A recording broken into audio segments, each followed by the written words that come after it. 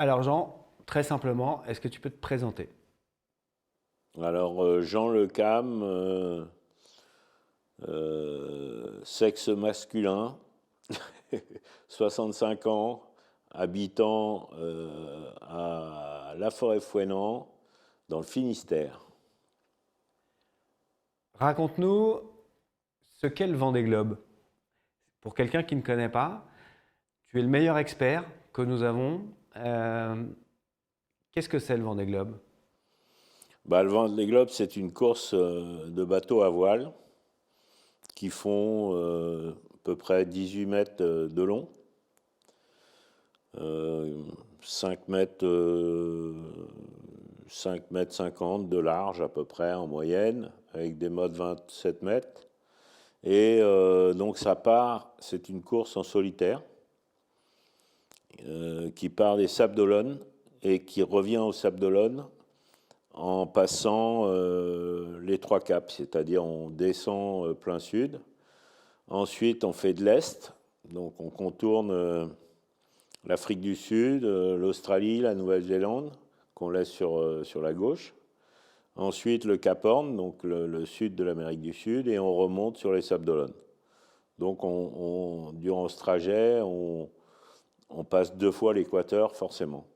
Donc, les trois quarts de la course se passent dans l'hémisphère sud. Voilà, schématiquement. Et puis après, il y a un classement, donc avec un premier et un dernier. Alors ça, c'est le factuel. Ouais. Mais raconte-nous ce qui fait que toi, tu as choisi, depuis 2004, d'y consacrer 20 ans de ta vie. Bah parce que c'est une course, c'est à la fois une course et à la fois une aventure aussi, puisque c'est pas anodin de faire un tour du monde en solitaire le plus vite possible. Un tour du monde, c'est déjà quelque chose. Un tour du monde en solitaire, c'est encore autre chose. Et en course, c'est-à-dire essayer d'aller le plus rapidement possible, c'est que ça complique quand même encore plus les choses. Et puis voilà, c'est une aventure humaine aussi. C'est une aventure c'est une course de partage avec les autres, avec les gens qui nous suivent. Et je me suis aperçu que ça donnait de l'énergie aux gens qui nous suivaient. Ça donnait de l'espoir aussi. Et donc par rapport à ça, c'est vrai que cette course-là permet de donner des choses à beaucoup de gens. Et quand on donne beaucoup de choses à beaucoup de gens, eh ben on a du retour de ces gens. Et ça, je crois que c'est le plus essentiel du ce pourquoi je fais cette course. Qu'est-ce que tu viens y chercher alors? Raconte-nous un peu ce que c'est ce retour. Bah, le retour, on va dire, c'est pas de 7 à 77 ans, c'est plutôt de 4 à 99 maintenant. Et bah, c'est des gens qui ont plus ou moins des épreuves à surmonter et, et tu leur donnes quelque part une motivation autre dans leur quotidien qui leur fait, euh, qui leur fait vivre mieux. Et ça n'a pas de prix. Des exemples, il y en a des milliers et des cents, mais il y a des maisons de retraite, par exemple, qui suivaient la course et j'ai eu des témoignages, mais hyper émouvants, des enfants, de la même manière, les écoles, au quotidien. Donc, non, c'est vraiment une course qui motive les gens et qui apporte quelque chose dans le quotidien de tout à chacun. Alors, tu as navigué sur tous les supports, tu as une carrière impressionnante. Pour autant, tu vas pas partir tout de suite sur ce projet de Vendée Globe en 89. Est-ce que tu peux nous expliquer pourquoi tu participes pas aux quatre premières éditions? Je participe pas. Philippe Gentot m'a appelé plein de fois pour que je participe. Et puis, bah, les bateaux à l'époque étaient dangereux quand même. Donc il chavirait, il restait à l'envers, il y a eu beaucoup d'accidents. Donc c'était voilà, c'était un peu pour moi c'est resté un peu dangereux. Et puis il s'est passé que les assureurs à un moment en ont eu marre parce que les seules personnes qui arrivent à faire changer les règles, c'est les assureurs. Ça a été le cas en classe Figaro, avec l'EMA, ça a été le cas dans beaucoup de classes. Donc, parce que le fait est que quand tu n'as plus d'assurance, tu n'as plus de sponsors et tu n'as plus de bateau. Donc, au début de la chaîne, c'est vrai que... Et les assureurs ont mis une obligation d'avoir des normes de sécurité et de stabilité des bateaux. Et à partir de ce moment-là, j'ai dit pourquoi pas. Et donc, c'était avec Bonduel, on était en multicoque en Norma à l'époque, des bateaux d'à peu près de la même taille, de 18 mètres, et puis qui étaient devenus vraiment extrêmes. À l'issue de la route du Rhum, il y a eu un paquet de bateaux qui sont soit chavirés, soit cassés. Et donc, on a pris la décision de partir sur le Vendée Globe en 2004 avec Bonduel. Pour autant, ces courses, tu les as suivies, les premières éditions, c'était tes copains qui étaient en mer. Qu'est-ce que tu gardes aujourd'hui comme image? On fête là cette année la 10e édition de ces Vendée Globe que tu n'as pas couru. Qu'est-ce qui t'a marqué? Qu'est-ce qui t'a intéressé? Qu'est-ce qui t'a surpris? Bah, ce qui m'a intéressé, c'était quand même bon, un Titouan Lamazou qui gagne la première édition. Et ensuite, bon, Alain Gauthier, il y avait donc Alain, moi je le connaissais puisqu'on était en Figaro ensemble à l'époque. Donc je suivais, mais un peu loin peut-être. Et puis évidemment, la disparition de Géry Rouf avec tous les accidents qui ont suivi pendant cette édition. Ça m'a pas conforté voilà, dans cette époque. Donc, et après, voilà, c'était une épreuve quand même, une épreuve à la fois très simple, puisque avec des règles très simples, tu pars des Sables d'Olonne, tu reviens aux Sables d'Olonne, tu es tout seul, ok. Mais il y a quand même un côté aventure, parce que l'aventure, c'est quelque chose qu'on ne connaît pas, sinon c'est pas de l'aventure. Et c'est pour ça, quand les gens me demandent pourquoi tu y retournes, je leur dis parce que à chaque fois, c'est différent. Et c'est peut-être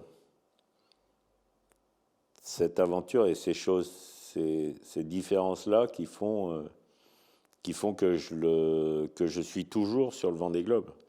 Et voilà, c'est des valeurs essentielles parce on apprend tout le temps, on continue toujours à apprendre et on ne sait pas là où on va. On sait qu'il y a un départ, une arrivée, ok, mais entre les deux, l'émotion est toujours présente. Donc, et l'émotion, quand je parle d'émotion, c'est à la fois dans les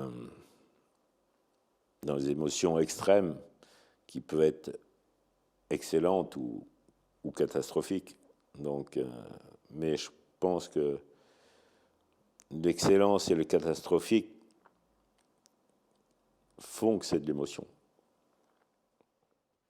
Alors ensuite, tu vas prendre, donc tu l'as dit, la décision de participer au Vendée Globe. Derrière, il y en aura 5. On n'a pas le temps de tout raconter, mais dans celles que tu as courues, tu as trusté à peu près toutes les premières places. Il en manque quelques-unes, mais dans ces éditions que tu as courues, qu'est-ce qui, toi, reste? Quels sont les moments forts de ces éditions que tu as courues? Bah déjà, j'en finis 4 sur 5, et puis celle que je finis pas, j'arrive au Cap Horn en 3e position, et je finis malheureusement avec un bateau à l'envers, et je passe le Cap Horn avec Vincent Rioux sur PRB pour arriver à Ushuaia au final. Et donc voilà, après sur ces 5 éditions, qu'est-ce qu'on retient? on retient forcément la dernière avec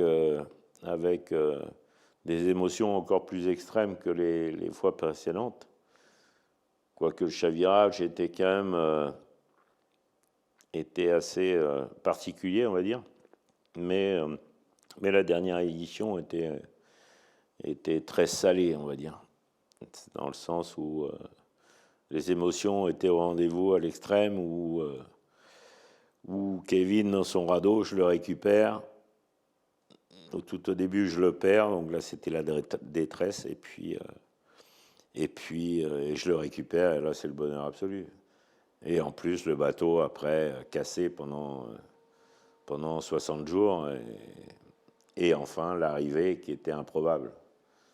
Enfin, il était déjà improbable que j'arrive, donc là, c'était... Et en plus, je fais 4e, donc alors là, c'était, on va dire, la cerise sur le gâteau, quoi. Alors, c'est une édition particulièrement riche, salée, tu as dit. Et on aurait pu se dire que derrière, ça te suffisait peut-être. Eh ben, ça t'a quand même donné envie d'en refaire une, celle qui arrive. Il y a un côté vraiment addictif dans cette course, j'ai l'impression. Ouais, c'est sûr que c'est tellement fort d'émotion qu'à un moment, moi, tu te dis... ouais, puis là, j'y retourne, mais sur un autre bateau, quoi. Sur un bateau plus récent, voilà. Donc, comme j'adore la technique aussi, c'est vrai qu'avec Hubert, j'avais fait 3 tours du monde, hein. Donc, une Barcelona plus 2 Vendée Globe. Donc là, je dirais qu'on était en butée d'amélioration, on va dire. Et donc, j'avais envie d'un nouveau challenge, un nouveau projet. Et donc, c'est ce pourquoi on a fait Tout commence en Finistère à Morlux, qui est le nom du futur bateau. Et voilà, parce qu'à chaque fois aussi, c'est une aventure humaine, c'est la recherche de sponsors, là en plus avec le Finistère, on accompagne l'aide sociale à l'enfance avec des enfants qui ont un peu plus de difficultés que le commun des mortels. Donc essayer de leur donner quelque chose de plus, c'est aussi un challenge supplémentaire dans ce projet. Alors raconte-nous un peu ce projet. Il naît en discussion avec Éric Bellion. Vous décidez assez rapidement de vous associer et de lancer la construction de Sister Ship Oui. et des dériveurs. Raconte-nous un peu cette histoire et pour la première fois une mutualisation complète. Il y avait cette idée d'équipe. Voilà, l'idée c'était d'essayer de faire des bateaux pas trop compliqués, parce que là il faut savoir que le bateau quand même c'est les plus compliqués du monde. Pour faire un tour du monde en solitaire, c'est assez bizarre, il faut se poser des bonnes questions. Mais là on a voulu faire un bateau plus raisonnable, plus accessible, parce que forcément plus les budgets augmentent, moins les candidats sont nombreux. Donc essayer d'ouvrir une nouvelle voie, de faire quelque chose de différent. Et forcément, pour y arriver, on s'est associé à 2 parce qu'on partageait la même philosophie, les mêmes idées. Et donc qui sont de faire mieux avec des choses simples, mais de ne pas aller trop dans la complexité. Et donc forcément, des bateaux identiques, dans des outillages identiques, avec un architecte commun, et surtout aussi sur le partage des compétences de chacun. Et c'est non seulement avec Éric, mais aussi avec Violette et puis Benjamin Ferré, qui sont aussi dans, je dirais, l'ensemble de notre histoire. Et donc, quand on s'est partagé, encore une fois, on a plus de chances de recevoir des autres et forcément de s'améliorer. Et alors, on t'a peu vu naviguer. Raconte-nous un peu ce bateau, parce que nous, on ne le connaît pas. Est-ce qu'il correspond à vos attentes? Quelles premières sensations? Quels points forts? Quels points faibles tu as décelés sur ce bateau, sur ces premières naves? On verra à la fin du Vendée Globe, mais l'idée, c'est d'avoir un bateau un peu plus rapide que l'était Hubert. Et,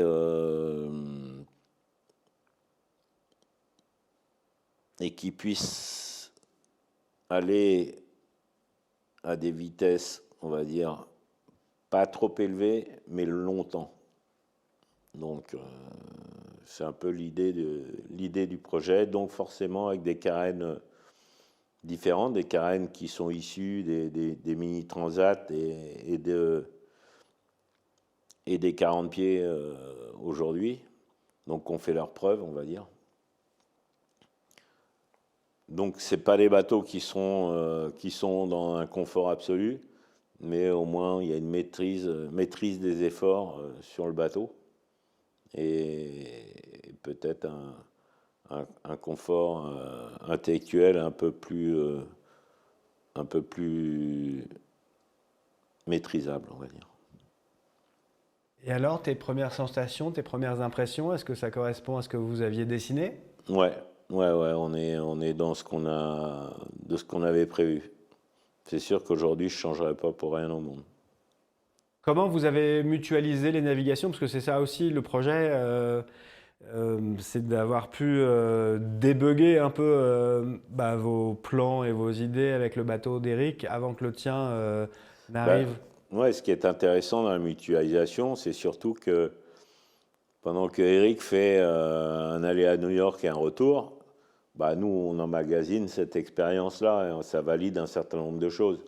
Donc, quand on est deux bateaux identiques, ils naviguent 2 fois plus, donc 2 fois plus de retours, donc forcément aussi, je dirais, un confort intellectuel de fiabilité des bateaux. Et alors, il y a cette flotte de dériveurs, puisque vous êtes un dériveur. Raconte-nous ce que toi tu attends de ce match avec des bateaux de générations différentes, mais aussi des marins de générations différentes. Et ça s'annonce être un deuxième championnat très intéressant. Bah, c'est sûr que nous, on a fait un choix qui est le choix de la simplicité. Je pense que dans le futur, euh, si on continue à complexifier les bateaux à outrance, ce qui m'a l'air d'être le cas, je ne sais pas jusqu'où on va aller. À l'encontre, je pense que de faire des bateaux plus sobres et plus fins, plus simples, sont plutôt une solution du futur, à mon sens. Donc, donc ça, c'est notre stratégie, et puis aller peut-être moins vite, mais plus loin. Enfin, moins vite en extrême. Et voilà, on pourrait peut-être parler du lièvre et de la tortue, qui est un bon exemple. Et sur cette flotte de dériveurs, donc, comment tu vis toi aussi, même sur la flotte en général, cette position un peu de patriarche, d'être l'homme qui a couru avec Cali le plus devant des globes, d'être le représentant d'une génération de pionniers dans beaucoup de choses. Comment toi tu le vis euh, à l'aube de cette 10e édition? Bah là, je suis entouré que de plus jeunes que moi. C'est pas dur quand on est le plus vieux. Mais donc avec Violette, qui va être la plus jeune, qui reprend mon ancien bateau Hubert, et Benjamin, qui a une trentaine d'années, avec l'ancien bateau Banque Populaire du dernier Vendée Globe, et puis Eric, qui est un peu plus âgé, on va dire, et qui a le même bateau que moi. Donc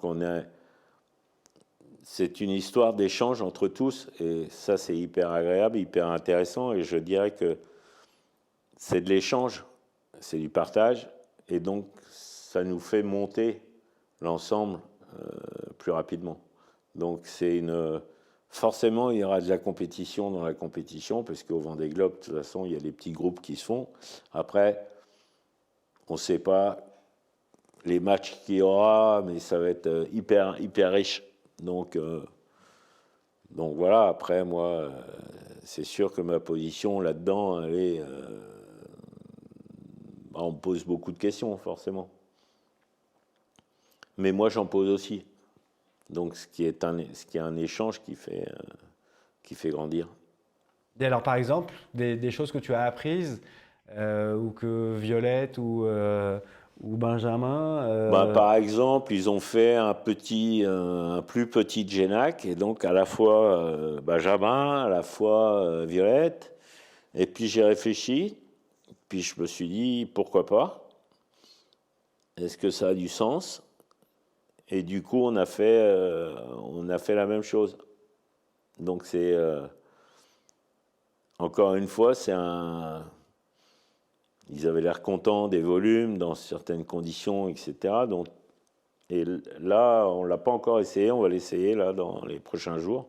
Donc ça, c'est aussi, par exemple, c'est un bon exemple, parmi tant d'autres.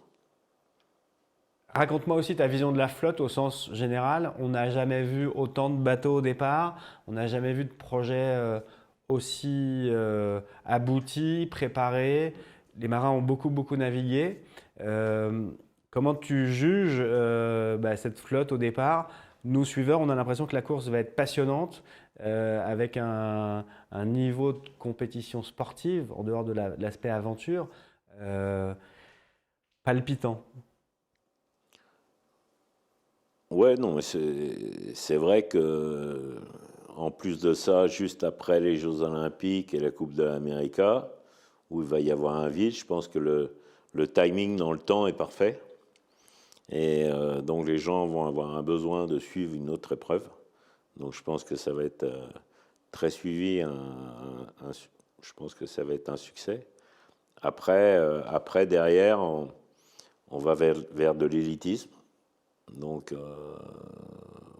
voilà, les favoris vont être de plus en plus favoris et de plus en plus restreints. Donc ça, c'est le cas. Alors après, est-ce qu'il faut aller encore plus vers de l'élitisme ou pas? Ça, c'est une question de stratégie à moyen et long terme. Et après, il faut la maîtrise aussi du futur. Quelle est la vision à 2032, par exemple? C'est quand même, je pense qu'il est temps de se poser cette question. Où est-ce qu'on va? D'où on vient? Où on est? Où on veut aller? Donc voilà, sur la flotte, je pense qu'on arrive à une extrême de la technologie. Est-ce qu'il ne faudrait pas simplifier un peu les choses? Parce que le grand public, lui, ce qui l'intéresse, c'est les histoires qu'ils racontent. C'est que le Vendée Globe il se fasse en 70 jours ou 80 jours. Je pense que les gens, ils s'en foutent. À la limite, plus ça dure longtemps, plus ils sont contents. Donc, il faut se poser les bonnes questions, quoi. Donc, je pense que le Vendée Globe ou tout événement, de toutes les manières, les chefs d'orchestre absolus de ces événements-là, c'est le grand public. Faut pas se tromper. Alors justement, sur le grand public, c'est le Vendée qui t'a offert aussi un rayonnement national. Il y a plein de choses qui ont très bien marché. La communication a très bien marché pour toi, tout en gardant ton intégrité, ton personnage, en ne jouant pas un rôle. Comment tu l'as vécu, ça, cette bascule d'un sportif accompli que ta carrière sur le Figaro, en Norma, avait déjà assise, mais là, on a l'impression que le Vendée Globe t'a mis encore plus en lumière. C'est sûr qu'en 2004, notamment, hein, ça a été avec Vincent Rioux, qui y avait un combat entre Vincent Rioux et moi, donc PRB et Bonduel à l'époque, qui a fait augmenter notablement, on va dire, le succès du Vendée Globe. Ça a été quand même... parce que les gens, ils pensent toujours au dernier Vendée Globe, ok. Mais en 2004, c'était déjà le cas.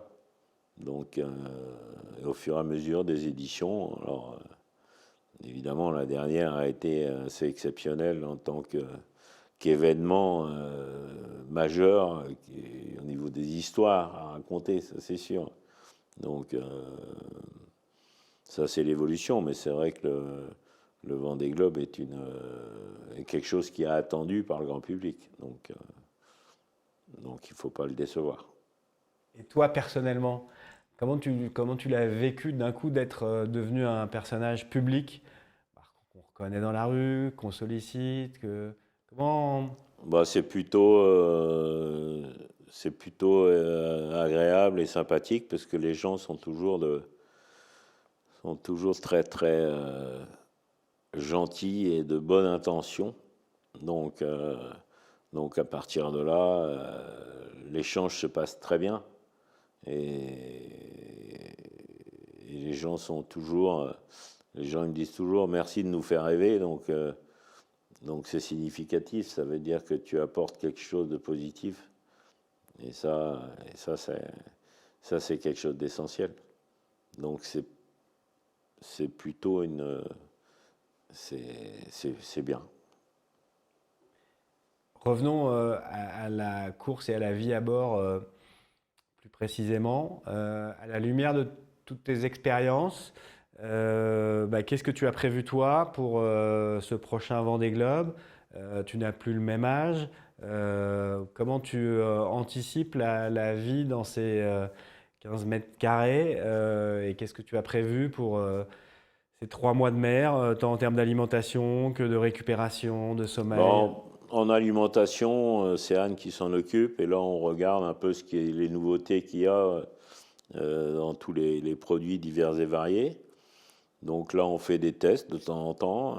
Là j'ai goûté des épinards, des œufs aux épinards pour le petit déjeuner avec des petits lardons. Je trouve que c'était assez excellent. Donc ce sera aussi au prochain menu. Donc on fait des tests, on regarde les trucs qui ont été, qui n'ont pas été, etc. Donc ça c'est plutôt pas mal. Après au niveau du confort, ben, ce sera pareil. Hein. Ce sera pour dormir qui est quand même donc ce sera un pouf avec une toile et puis avoir un œil toujours sur les instruments parce que sinon tu n'arrives pas à dormir. Après, au niveau technologique, ben, les pilotes, les redondances, les systèmes, là c'est un peu mon dada, donc on optimise. Et puis... La communication? bah, la communication, je dirais que ça n'a pas beaucoup évolué hein, depuis 20 ans, hein, puisque les fleets qui étaient des communications géostationnaires, au dernier Vendée Globe, on nous annonçait des miracles avec l'antenne Thales et les satellites défilants. On ne pouvait pas tenir une conversation sans que ça coupe. Hein. Ça, c'est une réalité. Alors, évidemment, dans le bureau et chez les techniciens, c'est monts et merveilles. Dans la réalité, la seule fois où ça n'a pas coupé, c'est quand j'ai eu Macron. Donc, qui était avec l'antenne, avec les satellites défilants. Starlink? Non, non, on ne mettra pas Starlink. Non, parce que j'en ai pas la nécessité. De toute façon, je ne partirai pas sans les deux autres. Donc, on va en rajouter encore un troisième. Il faut savoir que l'énergie est essentielle et qu'en termes d'énergie, c'est assez énergivore. Alors, c'est sûr que c'est peut-être moins cher, mais quoi qu'il arrive, je ne l'ai pas validé sur un Vendée Globe. Donc, c'est encore un truc de plus, encore... et j'en ai pas vraiment la nécessité. Tu vas emmener des pluches avec toi? Alors, au dernier Vendée Globe, c'était l'émeute. Donc, je disais oui à tout le monde. Voilà, je ne sais plus combien de peluches j'avais. je me rappelais même plus de leur nom, tellement il y en avait. J'arrivais même plus à les prendre en photo parce que l'écran, il fallait un grand écran pour que tout le monde soit présent sur la photo. Donc là, je pense qu'on va limiter. Là, on a le marsupilami qui est parti à Paris l'autre jour, qui va au musée de la Marine, je crois. Donc marsupilami qui est lui de 2004. Cadeau de ton sponsor. Ouais, Christophe Bonduel. Et donc là, t'embarques qui? Ah, pour le moment, on sait pas. On fera un casting. D'accord. Parle-moi un peu de toi, l'homme. Comment tu vis cette sans doute dernière édition pour toi? Comment tu t'es vu vieillir à travers ces éditions? Qu'est-ce que tu as engrangé évidemment comme expérience? Qu'est-ce que tu fais mieux, que tu fais moins bien? Qu'est-ce qui t'inquiète peut-être à l'aube de celle-là? Bah, plus ça va, plus je porte le speed de plus en plus loin, ce qui est étonnant quand même. Plus je prends de risques sur les empannages, moins je suis embêté par le sommeil. Donc, alors physiquement, forcément, tu mets plus de temps à faire les manœuvres. Mais forcément, comme je dis toujours, une manœuvre réussie est une manœuvre sans souci. Ce qui sous-entend que vitesse et précipitation ne sont pas d'actualité. Donc, ce qui me va bien. Donc, finalement, vaut mieux tourner 7 fois sa langue dans sa bouche avant de virer de bord, par exemple. Parce que vu ce qu'on a déplacé comme matériel de bord et l'autre, c'est quand même, voilà, il ne faut pas se tromper. Donc forcément, je suis moins rapide, mais j'ai jamais été Schwarzenegger, hein. Donc, et de toutes les manières, si tu commences à aller dans la dureté, tu gagnes pas parce que les efforts ils sont colossales. Donc on le voit bien hein, sur les bateaux, sur les différentes séries, ils sont plutôt 4 à la colonne que sur 2 colonnes couplées que un tout seul. Donc forcément, c'est sûr que plus tu vieillis, moins tu as d'énergie, on va dire, physique. Et peut-être plus de sagesse. Et Donc, l'un dans l'autre, je sais pas. On verra. sur la proprioception, le déplacement à bord, voilà, tu te sens bien, tu te sens confort, tu as amélioré des choses. Oh bah Justement ça, pour. oui, ça change. Ça c'est l'expérience qui fait les choses. Encore une fois, pas aller trop vite. Mettre son pied là où il faut. Et alors, moi j'ai quand même juste une dernière question sur cette flotte de foilers. Tu as été avec Hubert, l'homme, pas le bateau, mais avec Hubert Desjoyaux, vous avez été des inventeurs, vous avez fait beaucoup de choses. Euh, à aucun moment ces foils ne t'ont intéressé et ces capacités que ça offre de vol, de vitesse. Ah bien sûr que si, puisque j'étais quand même un des précurseurs avec l'hydroptère. Donc, qui était l'héritage d'Éric Tabarly. Donc, avec Alain Thébault qui a repris le flambeau après, moi j'étais omniprésent sur Hydroptère, qui était le précurseur. Enfin, il y en a eu bien avant, hein, des foilers. Hein. Mais celui-là était un bon exemple. Donc, et avec des ingénieurs de chez Dassault, etc. Donc, le foil est quelque chose de hyper intéressant. Hyper positif, forcément avec des traînées. Les coupes de traînées d'un foil sont exceptionnelles, hein, parce que plus tu vas vite et plus la courbe s'aplatit. Donc forcément, il y a un intérêt évident. Le problème, c'est qu'il y a des vagues sur la mer.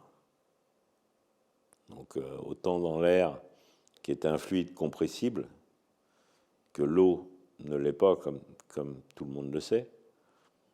Donc forcément d'une brutalité beaucoup plus intense, à savoir que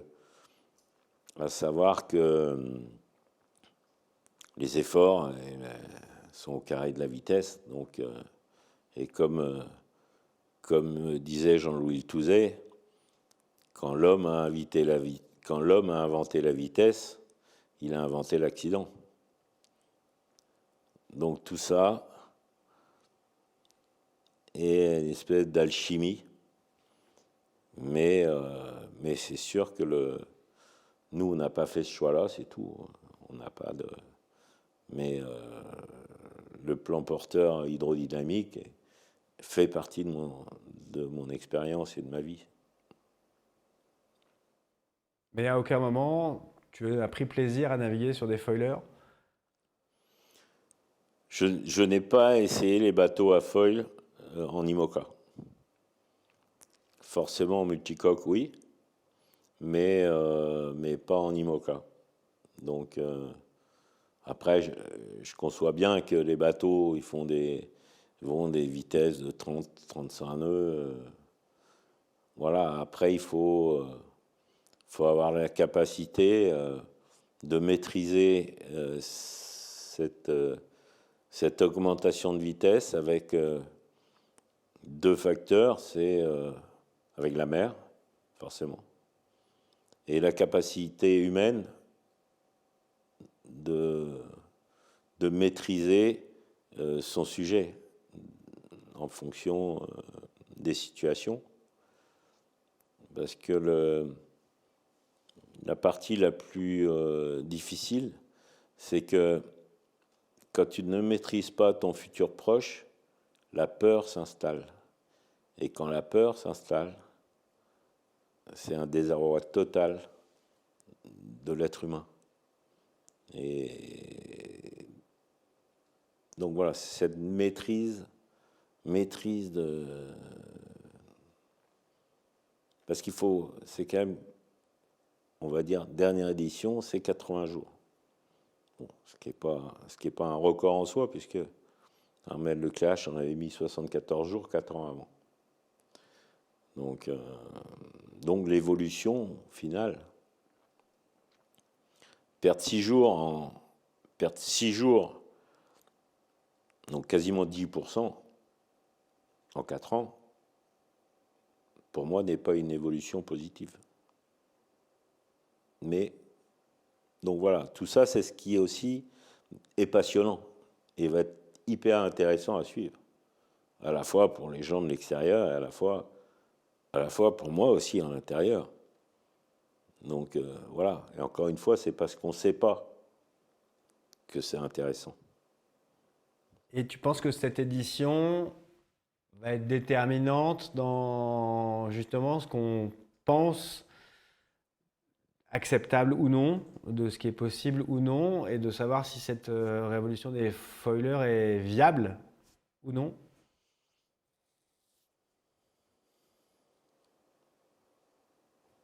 Ça, je dirais que quand on regarde un peu l'évolution,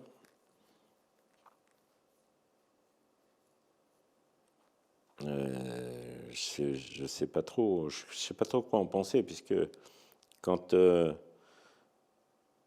Armel Lecléache a fait le record absolu du Vendée Globe, hein, et pas d'un peu, de 74 jours, et qui était talonné par Hugo Boss avec Alex Thompson, le Alex qui a cassé un de ses foils en rentrée de l'Indien, et Armel qui, lui, n'a utilisé que tout en partie ses foils et plutôt moins que plus,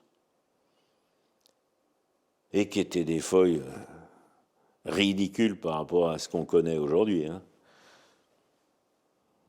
Voilà, 4 ans après, 80 jours et 4 heures. Bon. Mais ça, c'était pas la météo du moment? Tout le monde dit c'est la météo. Mais là, on ne parle pas de 24 heures, on parle de 6 jours quand même. Donc, ok, c'est quand même pas... Enfin, à l'échelle, c'est 10%, quoi. 10%, c'est pas rien. Il faut savoir que moi, 4 ans avant, je faisais 80 jours et 4 heures. 4 ans avant le dernier Vendée Globe, celui d'avant. Je faisais le même temps que le premier. Là. Mais là, au dernier, j'ai mis 81 jours et 2 heures, je crois, ou quelque chose, ou 3 heures, je ne sais plus. Soit 9 heures de plus sur les 2 éditions, avec des météos différentes, avec le même bateau. Parce que je suis le seul à avoir fait ces 2 Vendée Globe avec le même bateau. Donc on pourrait demander une analyse poussée. Mais bon, je ne sais pas. Hein. Moi, je suis assez pragmatique, je regarde les choses telles qu'elles... Mais c'est vrai que le facteur météo est toujours un élément essentiel. Pas une seule, mais 6 jours, c'est quand même... Voilà, c'est quand même pas neutre. Donc, on verra. Ce qui est intéressant et passionnant, encore une fois, c'est que... Voilà. À la fin de la foire. C'est ça, c'est à la fin de la foire qu'on compte les bouses. Mais quoi qu'il arrive, ce qui est important, c'est que l'histoire soit belle. Qu'est-ce que ça serait un Vendée Globe 2024, 6e participation réussie pour toi? De toute façon, un Vendée Globe réussi, c'est un Vendée Globe où tu arrives. Parce qu'il ne faut pas oublier une chose, c'est que là, les derniers temps, c'est vrai qu'il y a eu beaucoup très peu d'abandon, on va dire, en moyenne. Donc, mais ça reste quand même une épreuve où faut arriver, quoi. Et donc, un Vendée Globe réussi, c'est un Vendée Globe où tu arrives. C'est tout ce qu'on te souhaite. C'est gentil. Merci. Merci beaucoup.